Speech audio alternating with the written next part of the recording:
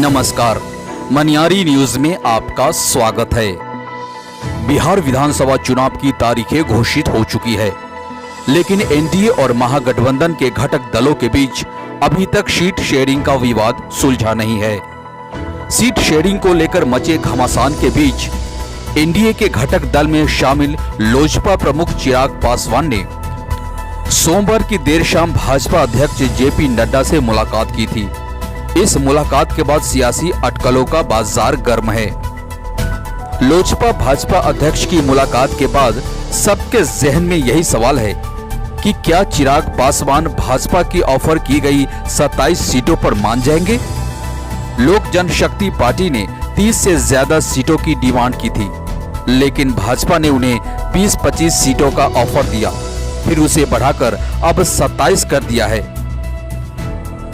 आपको बता दे कि चिराग पासवान की कोशिश और ज्यादा सीटें हासिल करने की है। ऐसे में चिराग पासवान क्या फैसला लेंगे, इस पर सबकी निगाह रहेगी। साल 2015 के बिहार विधानसभा चुनाव की बात करें तो उस वक्त लोजपा को गठबंधन की 42 सीटें मिली थी। उस वक्त जदयू गठबंधन का हिस्सा नहीं थी। इस बार ज्यादा सीटें जदयू के खाते में जाने की उम्मीद है, जिसके वजह से लोजपा का समीकरण सही नहीं बैठ रहा और वो नाराज चल रही है। इससे पहले चिराग ने 143 सीटों पर चुनाव लड़ने की बात कही थी।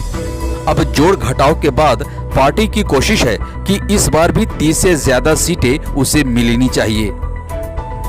यही नहीं, लोजपा प्रमुख चिराग पासवान बिहार के मुख्यमंत्री नीतीश कुमार के कामकाज की अक्सर आलोचना करते रहे हैं और अपना अलग स्लोगन भी जारी कर दिया था।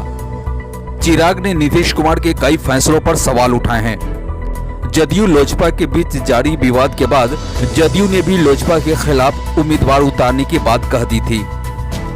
चिराग नीतीश पर हमलावर रहे हैं तो नीतीश कुमार भी चिराग पासवान के रवैये से काफी नाराज बताए जा रहे हैं।